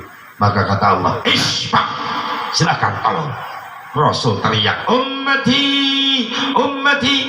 Kita umat yang mencintai beliau, insya Allah bakal menemukan kenikmatan yang terindah yang belum pernah kita rasakan di dunia. Kenikmatan apa? Melihat wajah manusia ciptaan Allah terindah, yaitu wajah Nabi Muhammad. Amin. Amin. Isfa'lana ya Rasulullah. Amin ya Allah ya Rabbal. Selama hidup Rasulullah pernah dalam suatu riwayat, sahabat nanya, ya Rasulullah, nanti di yaumil mahsyar umatmu akan melihatmu. Iya, mungkin ada yang di depan, ada di tengah, dan di belakang. Ada kelas-kelasnya, ada kelas VIP, ada VIP, ada kelas ekonomi, ada. Ya, ini yang penting ketemu, ke bawah ke surga. Amin. Siapa yang engkau dambakan dari umatmu ya Rasulullah, yang akan mendapatkan syafaatmu nanti di yaumil mahsyar? Rasul menjawab, yang pertama adalah birrul walidain, umatku yang selalu memuliakan ibu dan bapaknya. Ingat kalau begitu, orang tua nggak ada sekarang, udah dikubur, baru ingat belum pernah nyenangin orang tua. Bener gak? Kita jadi anaknya mampu, dulu emak kita masih ada, Masya Allah, rumahnya aja ngebul, tanah ngebul lantainya, nggak dibeliin keramik. Begitu mati emaknya baru dikirim keramik ke makam. Ya makamnya di keramik. Ada yang begitu di sini? Ada juga. Oh, berarti mulainya dari sini. Ya lihatlah Bu, sekarang Bu, di zaman era goblogisasi sekarang. Hah? Oh, global di sini ya. Kalau di Cikampek era goblogisasi, di zaman era penggoblokan masa kini, banyak anak-anak yang udah goblok sama orang tuanya. Maaf, zaman sekarang banyak orang tua sakit hati sama anak-anaknya. Beda pergaulan sekarang sama dulu, betul. Anak-anak dulu kalau disuruh, nah sini nah ke warung ya, beli cabai tomat, makmu nyambel, nggak banyak nanya, lu anak berangkat ke warung. Nah sini nah, kenapa bah? Tolong ya, abah beliin bako sama daun arennya sama pahpirnya. Iya, kalau dulu kan bako, daun kaung, pahpir. Ya berangkat anak ke warung, nyuruh anak sekarang sakit hati. Bener gak? Nah sini nah, beliin rokok ya, Samsul ke warung, bapak mau rokok. Malah nyalain motor depan bapaknya. Jauhan Pak, warungnya, nyuruh yang lain aja Pak. Karena saya udah janjian Pak sama temen-temen, nunggu di jalan pakai motor mau ke Cilodong Pak. Berangkat. Bapaknya melong aja, kata bapaknya, tahu gini cek dari orok nih anak. Banyak orang tua sakit hati sama anak. Dulu anak kita akhlaknya kalau mau ngelewatin sama bapaknya jongkok, sopan santun, maaf Pak, dulunya geser, saya mau numpang lewat. Anak kita begitu gak kalau numpang lewat? Gak ada akhlak sekarang. Emaknya di jalan, seret sampai nyungsep emaknya. Bapaknya telentang, tidur-tiduran ruangan tamu, Masya Allah, dilangkahin, buat loncat kagok, nginjek leher bapaknya. Ini anak juri gitu. Udah nginjek leher bapaknya, melotot sama bapaknya, bokap sih, bokap, lu kagak nyambung, lu makan sama pindang, keluar dari mulut jadi bokap. Datang emaknya, nyokap. Datang neneknya, nyokap. Datang engkongnya, nyakop. Itu bahasa juri di mana? Banyak orang tua sakit samaan. Maaf nah, para remaja, jangan sakiti orang tua kita, apalagi ibu kita. Pak, dengerin. Maaf, dengan diutusnya Rasulullah, ibu-ibu diangkat derajatnya 3 tingkat di atas bapak. Lu kalah Pak. Jangan macem-macem anak bini. Awas. Muliakan bini kita. Tenang, gua belain, tenang. Emang gua dari dulu nggak seneng sama laki. Ya bahaya kalau saya seneng sama laki, sebel deh. Maaf, ibu sampai diangkat derajat 3 tingkat. Pak, dengerin, jangan bohong melulu sama bini. Diam, gue yang ngomong, diam. Bahkan maaf, sekaya apapun suaminya, tolong kumpulin harta suaminya sedunia buat bayar jasa istri, gak bakal mampu kebayar. Diam. Mana jasa istri gak bisa dibayar sama suami. Ibu, harus dibawa nyanyi Pak. Kaulah wanita yang derajatmu 3 tingkat dibanding kau mengandung lagi. Kalau anaknya 20 goblok banget kan jangan nyanyi di situ. Menyusui, mengasuh dan merawat, lalu membesarkan putra putrimu ibu. Ada di qasidah ada. Kalau dulu mah bukan qasidah, waktu saya masih kecil ingat yang main tuh ibu-ibu. Alatnya gede tuh, bulat. Apa dulu mah disebutnya? Kitimpring, bener. Kitimpring masih jadul, nggak ada variasi pukulan, nggak ada. Mukul dari awal sampai akhir gitu doang. Pak, brung, pak, brung, pak, brung, pak, brung. Itu solisnya penyanyinya Bieba, kecereknya Binunung. Ya iya, lagu kagak jauh dari Yadana. Yadana, Yadana, dan pak, habis Yadana marah apa? Nah Hamawi ya mis bener, hilang kitimpring, datang rebana kasidah, mulai ada variasi pukulan almanar tasi nasidaria trak tung tung tung tung tung tung tung tung tung tung tung tung.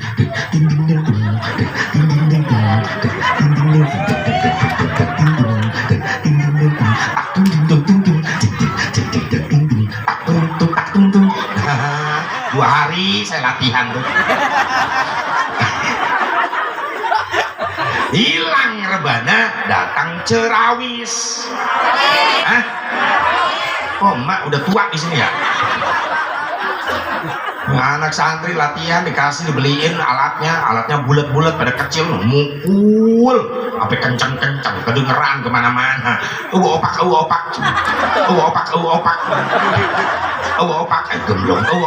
gemblong, emping ngecujur. Enak tuh berawis.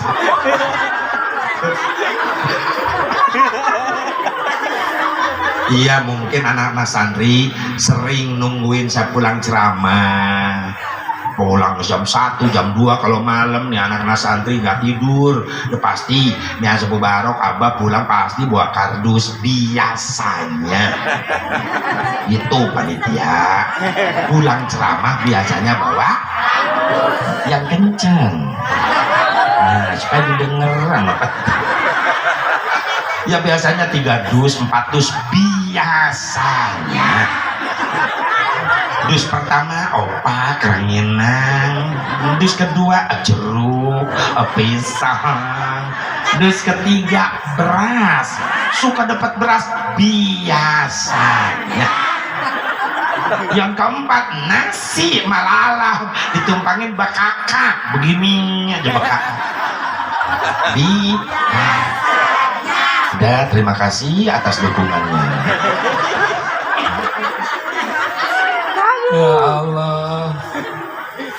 Di qasidah ada lagu apa? Ibu sampai 3 tingkat derajat diangkat oleh Allah. Kenapa? Karena ibu punya jasa gak bisa dibayar sama anak.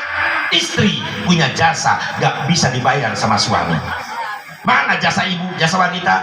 Maaf, jenjang menuju kehamilan biasanya ada proses ibu buang darah kotor sebulan sekali, betul? Kata itu apa namanya?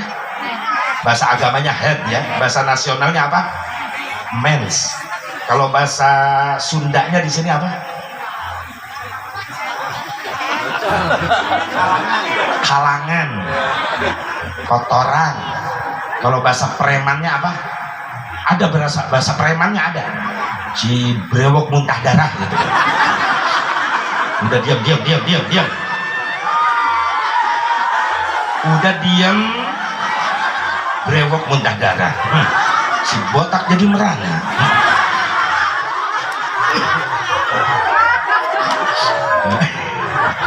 Ya, gua juga dengar dari preman tahu. Brewok muntah darah.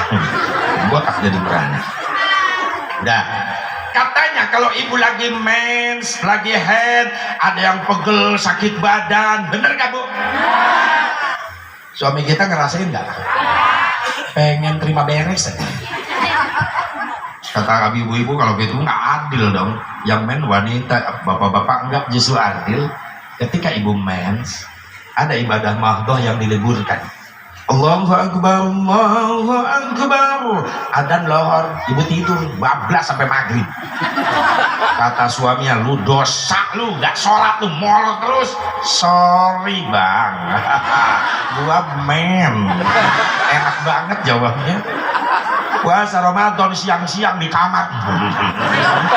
Kata suaminya, nah lu ketahuan lu gak puasa, dosa lu. Sorry bang, gua men, gak percaya. Lu lihat. Ya buat bukti lah. Makanya yang men ibu-ibu syukurin lah bu. Kenapa? Karena ibu-ibu kalau men penanggulangannya gampang. Kenapa? Karena ada softtek. Kalau bapak-bapak men, coba gimana softteknya? Masa dibuntal pakai anduk?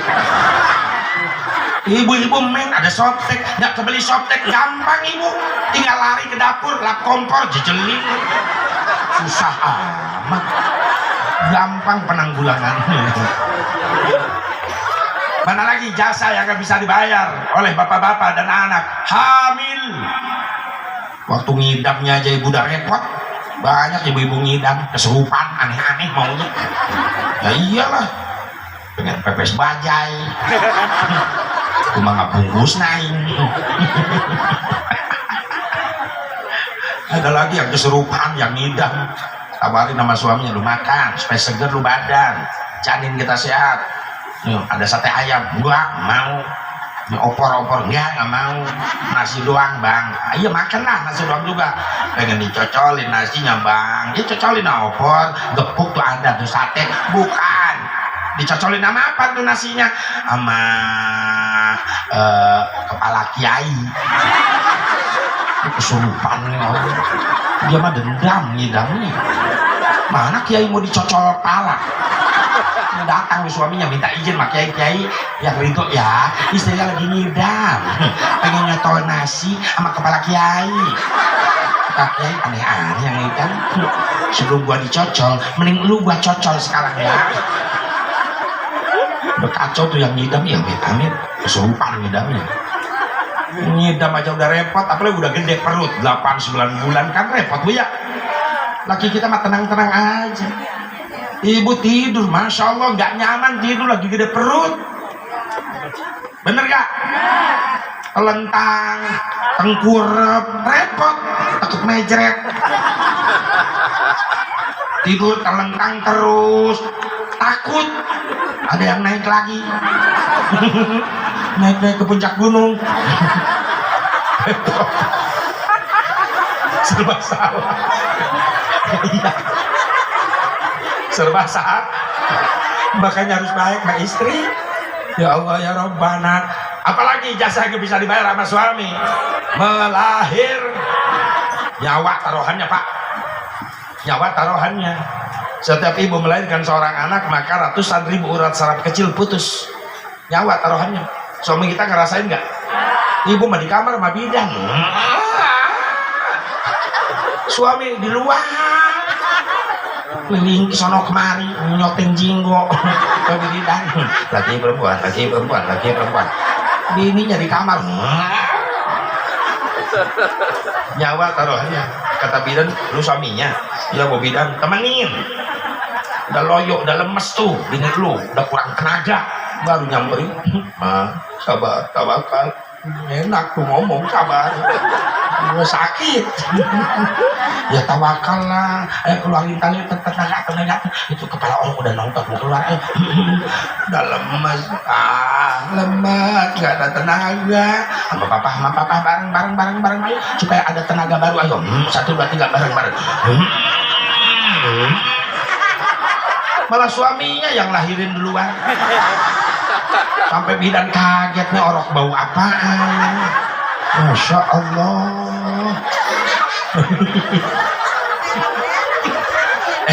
Maaf, ada penelitian dunia. kata peneliti, nggak ada lagi manusia yang paling berani di dunia, cuma satu. Siapa? Ibu-ibu. Mana buktinya ibu-ibu paling berani? Bukti pertama, ibu-ibu berani menghadapi kematian. Yang paling berani menghadapi kematian cuma ibu-ibu. Maaf Pak, kita kalah. Ibu punya anak 5, berarti udah 5 kali menghadapi kematian. Karena setiap melahirkan anak, nyawa taruhannya. Anak ibu 5, berarti 5 kali perang menghadapi kematian. Makanya disebut paling berani. Buktinya, gak ada yang kapok. Anak pertama baru merangkak, emaknya udah muntah. Kenapa Pok? Kelepasan. Ya, rumah doyan.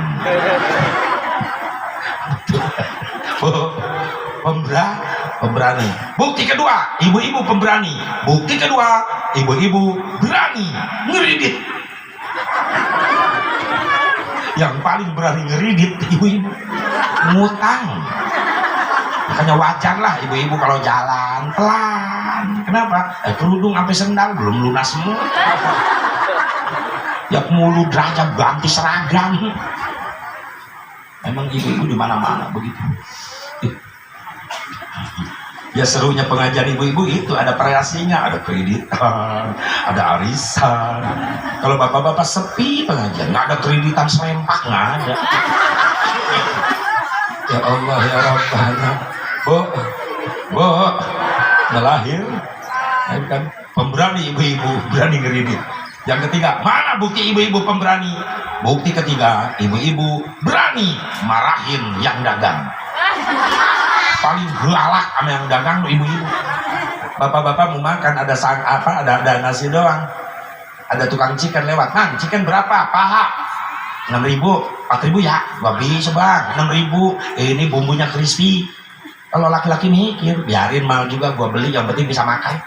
Daripada gua capek ngejar-ngejar ayam, belum nyembelihnya, belum ngerebusnya, dudutin bulunya, gorengnya, oh lama banget. Udah bungkus Bang, 6.000. Jadi simple laki-laki mah, pikirannya rasional, nggak banyak bacot. Kalau ibu-ibu nawar, perasaan ngomongnya pakai sound system ibu-ibu. Bang, chicken berapa paha? 6.000 kok. 6.000 sampai denger semua kampung. Daging ayam segede gituan mahal, lu cari untung terlalu banyak. Di tempat yang lain segede gitu mah 2.500. Kata tukang chicken, 100 ibu-ibu yang belanja begini bangkrut gua udah. Daripada malu ribut sama ibu-ibu, tukang chicken ngalah. Ya udahlah, buat ibu mah 2.500. Nih sekalian, roda saya makan sekalian semuanya. Orang bangkrut. Yang keempat, ibu-ibu pemberani. Apa bukti yang keempat? Berani menghidupkan yang mati. Serem ibu-ibu. Ini berarti sakti loh, jangan ngeledek ibu-ibu. Laki-laki nggak ada apa-apanya. Ilmu ibu-ibu itu lebih sakti karena mampu menghidupkan yang mati.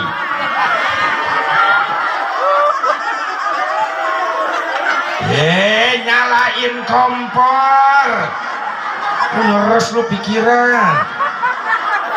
Nyalain kompor, hidupin yang mati. Udah. Hebatnya ibu-ibu. Bu, mudah-mudahan panjang umur. Kalau nggak ada gerakan majelis Islam ibu-ibu nih sepi pengajian. Ngandelin bapak-bapak susah. Makanya saya di Cikampek kalau ngadain pengajian nggak pernah ngundang banyak bapak-bapak, olok undangan. Sebarin sama bapak-bapak 100 undangan, yang datang 5, engkong-engkong semuanya, yang 4 molor, yang 1 batuk. Mengundang ibu-ibu, ibu-ibu cukup 2 undangan, 2 desa, yang datang 2.000, mantep, cuma olok hejo. Jangan dulu tepuk tangan. Iya, undangan nggak olok tapi makanan olok. Ya iyalah, kalau ngasongin makanan sama ibu-ibu nggak ngitung menit, detik baru dasongin, sama piring-piringnya hilang. Nuh, nyubit bapak-bapak awet. Nuh, lihat tuh, di piring tuh lihat. Awet. Nuh, kokong, nunung tuh lihat tuh. Depan bapak-bapak jeruk pisang awet. Bapak-bapak ngadepin pisang gini. Modus. Nunggu orang meleng pisang hilang satu. Dikantongin sama bapak-bapak. Lu gak percaya kodok di kantong celana bapak-bapak, pasti ada pisang. Kalau ibu-ibu, masya Allah, masongin syah, hilang semua. Hebat ibu-ibu, masya Allah. Panjang umur bu, amin. Ya Allah ya Rabbal. Sekali lagi, siapa yang dapat syafaat Rasulullah? Orang yang memuliakan ibu dan bapak. Doain anak-anak kita biar pada mulia, pada saleh. Amin ya Allah ya Rabbal. Siapa lagi ya Rasulullah yang dapat syafaatmu? Orang yang selalu memuliakan ulama dan wali-waliku. Ini kita. Siapa yang memuliakan ulamaku, kata Nabi, sama dengan memuliakan aku. Maka barang siapa yang memuliakan aku sama dengan memuliakan Allah. Barang siapa yang memuliakan Allah, Allah sudah sediakan singgasana di dalam surganya Allah. Mudah-mudahan kita dapat bangku, kursi spesial di surga nanti. Karena hari ini kita memuliakan ulamanya Rasulullah, pewaris Rasulullah, dzurriyyah Rasulullah, Sultan Aulia Syekh Abdul Qadir Jailani, qaddasallahu sirrahul aziz. Amin. Ya Allah ya Rabban. Siapa lagi ya Rasulullah yang kau idam-idamkan, dambakan, yang mendapatkan syafaat nanti? Orang umatku di akhir zaman yang belum pernah bertemu dengan aku, yang belum pernah melihat wajahku, yang belum pernah mendengar suaraku, tapi mereka rindu kepadaku, cinta kepadaku, sampai bibirnya basah membacakan sholawat kepadaku. Makanya ingat, ada pembicaraan Al-Habib Umar bin Abdurrahman Al-Attas, la yanfa'u fi hadzal zaman illa syai'ani kasratul istighfar ana al-laili wa atrafan nahar wa salati ala nabiyil muhtar. Tidak ada manfaat bagi umat akhir zaman setelah membacakan Quran. Ada dua kalimat bermanfaat lagi, akan jadi saksi di yaumil mahsyar. Kalimat apa? Yang pertama, siang malam membaca istighfar. Yang kedua, siang malam membacakan sholawat kepada Nabi Muhammad. Coba kalau zaman dulu mak kita mau nidurin anak, bibirnya sholawat, dikir, begitu bu. Anak tengah malam nangis, udah nak jangan nangis ya, mak juga capek pengen istirahat, mak ayo ya tidur sayang. Astagfirullah Rabbal baraya. Istighfar tengah malam, maknya dapat pahala, anaknya damai hatinya. Kenapa? Ada rekaman istighfar. Sallallahu Rabbuna. Orang tua begitu dulu, masya Allah. Mau tidur nak? Ya ma ayun, udah diayun di pangku sama emak ya, tidur. Sallallahu ala Muhammad. Ma yang gaul ma lagunya India. Ya udah tidur. Ya Rasulullah salamun alaik ya rafi'a syani wa daraji adfat tayyaji ratal alami ya uhailal judi wal karami. Coach betah ya gak apa-apa, yang penting sholawat daripada nidurin anak di ayun. Tidur dari minggu turun ayah ke kota. Ini anak bukan tidur, melotot matanya mikirin lagu, pengen cepet hari Minggu. Ya gak apa-apa Ustaz, itu lagu anak-anak. Iya, tapi isinya nyuruh main. Kreatif emaknya, ganti judul, jangan hari Minggu, hari Jumat kek. Nah tidur ya, mak dapat ilmu, ada lagu baru judulnya hari Jumat. Pada hari Jumat ku ikut ayah ke masjid, kan itu mah bagus. Pakai sendal jepit ku duduk samping Pak Khotib. Ku mendengarkan Pak Khotib yang sedang berkhutbah, mengajarkan kita supaya baik sholatnya. La ilaha illallah. Nah tulis lu Pak Ud, tulis. Ini ngajarin anak-anak, lagunya main melulu. Pelangi ganti mengaji. mengaji barokah jiwamu, marah pusing kacau hilang karenamu. Allah Maha Agung penuh kasih sayang, mengaji cinta Al-Quran. Itu ngajar ngedidik itu lagu. Datang bapaknya, tuh tidur. Lagu Pak, gua udah bikin lagu matematika, udah dengerin. Ji tambah siji jumlahnya jadi 2. Kalau bisa ngaji nanti juga bisa berdoa. Itu lumayan matematika. 2 tambah 2 jumlahnya jadi 4. Kalau bisa berdoa nanti juga dapat berkat. 4 tambah 4 jumlahnya jadi 8. Kalau banyak berkat insya Allah nggak susah makan. Lumayan. 8 tambah 8 jumlahin 16. Kalau banyak makan insya Allah awet beras. Lumayan. 16 tambah 16 jumlahin 32. Kalau banyak beras insya Allah ngasih mertua. Bagus. 32 tambah 32 jumlahin 64. Udah baik sama mertua, bini lu bisa 4. Nah, setuju bapak-bapak? Yes. Ibu-ibu setuju? Pasti. Bu, Bu, pengen gak punya suami tetap setia? Pengen gak? 3 akhlak Siti Khadijah pakai di rumah. Yang pertama, pinter nyenengin suami Rasulullah dengan bahasa. Gak pernah cerewet. Khadijah kalau ngobrol tuh rendah suaranya depan Rasulullah. Ya Humairah, cantik bunga mawarku, sini sebentar. Labbaika ya Rasulullah. Rendah. Ada apa wahai utusan Allah? Kalau nggak ngerepotin, tolong aku seduhkan air susu. Baik, tunggu sebentar, aku bikinkan. Nikmat. Beda sama Khadijah Cilangkap, Cikampek. Itu CS-nya itu. Suaminya teriak, nah bikinin kopi ya. Datang ke tengah rumah, termos dicinjing, gelas sendok, ini bikin lu sendiri. Gua lagi masak, kalau gua nggak masak lu makan. Sama kopi lu nyuruh gua, ini termos di gelas, di gula. Kopinya mana? Cerok leher lu, Masya Allah. Daki, tolong. Ada istri begituan? Ada. Ada Pak, ada gak? Oh, lu mitnah lu. Oh, nggak ada Bu ya? Nggak ada yang ngaku. Bahasa. Yang kedua, senengin suami dengan tingkah laku. Siti Khadijah kalau ngobrol sama Rasulullah nunduk kepala, nggak berani melihat wajah suami. Ibu gitu nggak? Bapak cari lagi lah, kompak lah. Ngadepin suami, mata keluar, ludah muncrat. Hasil ngaji. Praktek nanti pulang di rumah. Mas Rima, sama bapak ada di rumah. Ada apaan sih? Kata suaminya, hasil ngaji.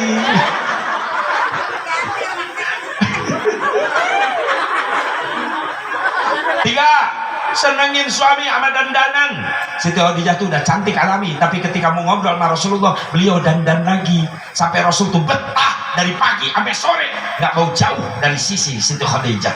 Umar bin Khattab nanya, suatu ketika Rasulullah, aku lihat engkau duduk di samping Khadijah dari pagi sampai sore, sampai kau nggak mau jauh dari Khadijah. Ada apa ya Rasulullah? Rasul jawab dengan senyum, Umar, gimana aku menjauhi Khadijah? Karena aku memandangnya begitu betah, nggak pernah kapok. Karena di sampingku adalah bidadarinya surga. Cantik untuk suami. Ibu dandan, suka dandan? Mau kemana? Lu mah gitu. Kondangan lu babak belur. Pabrik cat pada pindah semuanya. Biru hijau, wah biru banyak. Bibir udah merah lagi. Percis ajabnya gel embe. Gimana? Kondangan. Ya pojok disemprot. Yang dapat tukang ojek. Giliran mau monor sama suami. Habis sholat isya, suaminya ampe rusuh pengen pulang ke rumah. Udah janjian sama bini, masuk kamar meringkak bulu kuduk suaminya. Ada yang tidur telentang di kasur, rambut acak-acakan. Masya Allah, boro-boro dandan, tali BH putus sebelah, yang sebelah udah sambung pakai peniti. suaminya melong aja. Innalillahi wa inna ilaihi raji'un. Allahu la ilaha illa huwal hayyul qayyum. Baca ayat kursi. Ya Allah, sore-sore udah ada penampakan ya Allah. Pasti liatin lo bini gua. Biarin jelek-jelek gua rindu. Udah peluk aja dah. Dipeluk sama suaminya. Teriak suaminya. Penitih nojos. Udah jelek bau nyiksa lagi. Makanya Pak, kalau punya bini casingnya model begituan, udah sedang-sedangnya masukin kulkas Pak. Kalau bisa ganti HP lah. Allah, keondangan lu babak belur. Dandan, suami pulang sore jam 5, habis sholat asar dandan. Anaknya nonton, undangan. Siapa yang ngajak? Mah dandan, hasil ngaji tadi. Mana jemput bapak bandara bapak lu dari sawah naik pesawat pintu dandan mantep dah, buka deng jendela nengok keluar, subhanallah walhamdulillah, baca tasbih terus. Ya Allah, berkah tasbih yang aku baca, pahalanya sampaikan kepada suamiku yang ada di jalan, selamatkan di jalannya ya Allah, hasilkan rezeki yang berkah buat bekal ibadah. Suka nungguin suami ngedoa begituan, boro-boro. Coba nekat cari uang lagi. Begitu suaminya nongol kelihatan, wah suamiku pulang, assalamualaikum, waalaikumsalam warahmatullahi wabarakatuh. Lipen dilihat lagi, udah cakep dah. Buka pintu, action, senyum, suaminya bengong. Baiti jannati, rumahku adalah surgaku ya Allah. Di tempat kerja, di jalan banyak yang cantik, ternyata ini yang lebih cantik ya Allah. Muji suaminya, indahnya bulan, seindah wajahmu, kuningnya emas, tak sekuning gigi.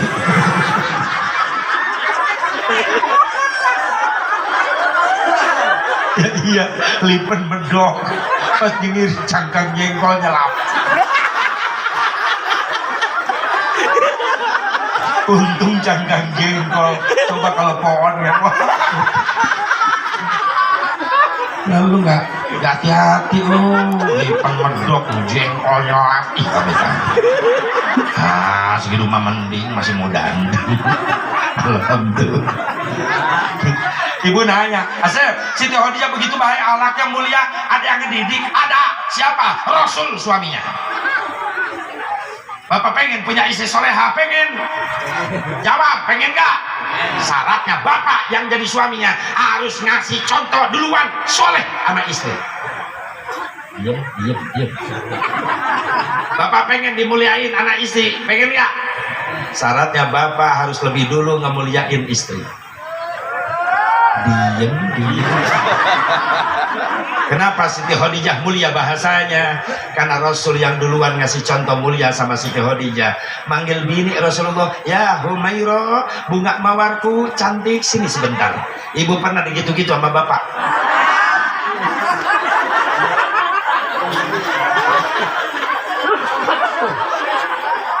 Cuma enak sih manggil bini sembarangan. Peang sini, isinya makin kasar. Ada apaan? Jebrak. Astagfirullahaladzim. Si Peang sama si Jebrak. Pasti istrinya ngadu nanti di rumah. Dengerin nggak tadi lu kasih Mubarok ceramah, Rasul manggil bini bunga mawar, Pak, bunga mawar. Selama ini papa belum pernah manggil seperti itu. Suaminya teriak, wajar. Siti Khadijah dipanggil bunga mawar sebab cantik. Nah lu